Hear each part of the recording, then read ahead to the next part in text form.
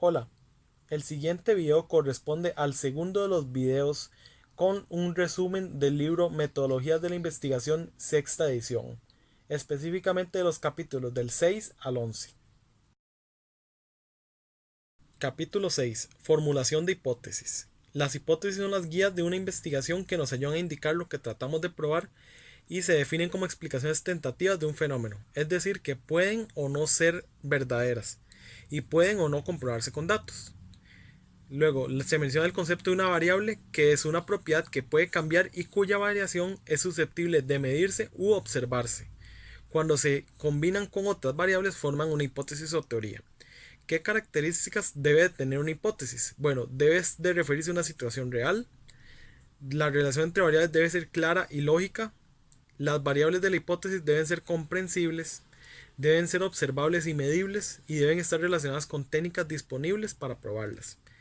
¿Qué tipo de hipótesis hay? Hay tres: las hipótesis de investigación, las cuales son proposiciones tentativas acerca de las posibles relaciones entre dos o más variables. Existen varios tipos como descriptivas y correlacionales. Las hipótesis nulas es, por así decirlo, lo opuesto a las de investigación, ya que se trata de negar lo que se trata de afirmar. Luego tenemos las hipótesis alternativas, que son alternativas de las hipótesis anteriores, pero ofrecen una descripción distinta a las otras. Entonces tenemos que cada investigación es diferente, por lo que algunas tienen una gran cantidad de hipótesis y otras no tanto. Todo esto depende del planteamiento del problema.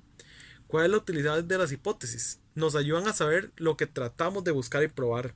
Prueban teorías, tienen una función descriptiva y explicativa y sugieren teorías. Capítulo 7. Diseño de investigación. El diseño de investigación es un plan que se desarrolla para obtener la información que se requiere en una investigación y así responder a un planteamiento. Existen dos tipos: el experimental, donde nos permite ser o generales, donde se selecciona una acción y se mide la consecuencia, o particular, donde se manipula intencionalmente variables y se mide el efecto de este cambio. Existen tres requisitos: la manipulación intencional de una o más variables independientes, la medición del efecto que tiene la variable independiente sobre una dependiente, y el control y la validez interna de la situación experimental. Luego tenemos los no experimentales, donde no se realiza ninguna manipulación, más bien lo que se hace es observar el fenómeno en su estado natural. Existen dos tipos: la longitudinal o evolutiva, donde se recolectan datos de varios puntos del tiempo para poder realizar comparaciones acerca de la evolución del problema de investigación, así como sus efectos y causas. Y tenemos la investigación transeccional o transversal, donde se recolectan datos en un solo momento. Es como una fotografía. Esto se utiliza para describir variables y analizar la incidencia en un momento dado. Capítulo 8. Selección de la muestra. La muestra es un subgrupo de la población de interés sobre la cual se recolectarán los datos. Esta debe definirse y delimitarse de antemano con precisión, además que debe ser representativo de la población. Existen dos tipos de muestras: las muestras probabilísticas, donde todos los elementos tienen la misma probabilidad de ser escogidos. Esto gracias a que se definen las características y el tamaño de la muestra por medio de una selección aleatoria. Y las no probabilísticas, donde los elementos son seleccionados gracias a las causas relacionadas a las características de la investigación o los propósitos del investigador. Elegir entre una muestra o la otra depende del planteamiento y el diseño de la investigación. ¿Cómo llevamos a cabo este proceso de selección? Bueno, una opción es por medio de una tómbola, donde enumeramos todos los elementos de las muestras de la población, del 1 al n, y después hacemos papeles, uno por cada elemento, y se va sacando la cantidad que sean necesarias y así obtenemos las muestras. También tenemos los números aleatorios, un proceso llamado stats, que contiene un subprograma que genera números aleatorios.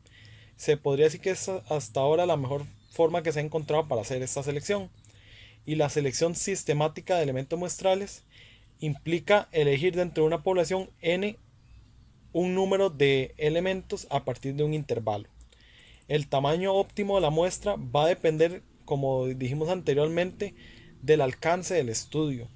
En el libro se muestran varias tablas que indican los tamaños de muestras más utilizados por diversos autores, entonces se podría tomar en cuenta para definir un tamaño óptimo.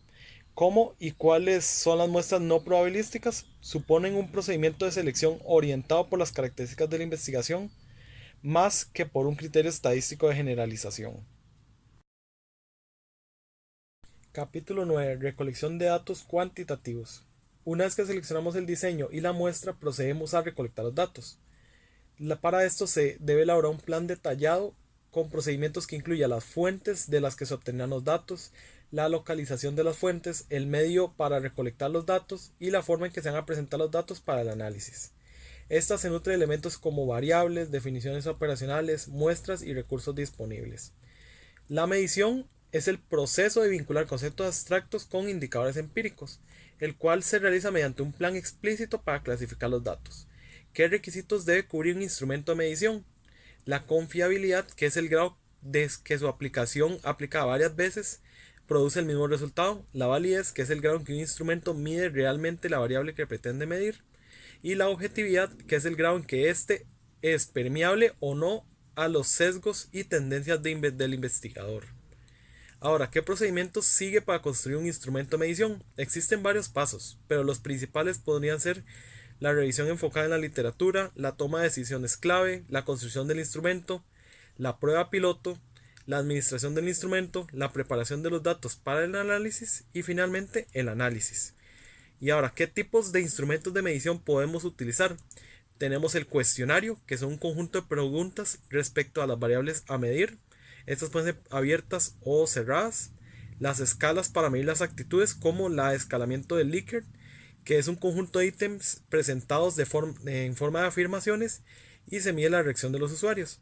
Y otros métodos cuantitativos como la observación, los datos secundarios, instrumentos de mecánicos o electrónicos y procedimientos específicos de cada disciplina. Capítulo 10. Análisis de datos cuantitativos. Este capítulo lo podría resumir en el siguiente gráfico. Como primer paso tenemos seleccionar un programa de análisis. Hay una variedad inmensa de estos programas. Uno podría seleccionar por lo menos uno.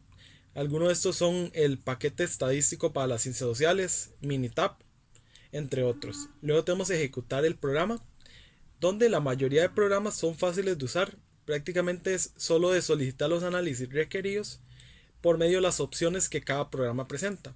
Exploramos los datos, que es cuando verdaderamente inicia el análisis. Luego tenemos evaluar la confiabilidad o fiabilidad y validez lograda por el instrumento de medición. La confiabilidad se calcula para cada uno de los instrumentos de medición. Luego tenemos analizar mediante pruebas estadísticas las hipótesis planteadas. Este paso es prácticamente para probar la hipótesis y luego generalizar los resultados obtenidos en la muestra a la población. Luego tenemos realizar análisis adicionales. Una vez que hicimos nuestros análisis, es posible que queramos volver a analizar para poder confirmar tendencias o ver los datos desde otra perspectiva. Finalmente tenemos preparar los resultados para presentarlos. Una vez que se hizo todo el análisis, se recomiendan las siguientes actividades. Revisamos cada resultado, organizamos los resultados, cotejamos diferentes resultados, priorizamos la información más valiosa, copiamos el formato a las tablas del reporte, comentar o describir el análisis realizado, volver a revisar los resultados y finalmente elaborar el reporte de investigación. Capítulo 11. El reporte de resultados del proceso cuantitativo. Lo primero que hay que hacer es definir el tipo de reporte, y esto depende de factores como las razones por las cuales surgió la investigación, los usuarios del estudio y el contexto en el cual se hará presentar.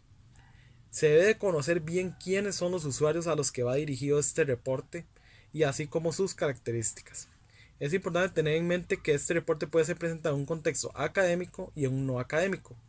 Algunos de los elementos que debe tener este reporte en los académicos puede ser la portada, el índice, el resumen, los términos claves, el cuerpo del documento, las referencias y finalmente los apéndices si fuera necesario.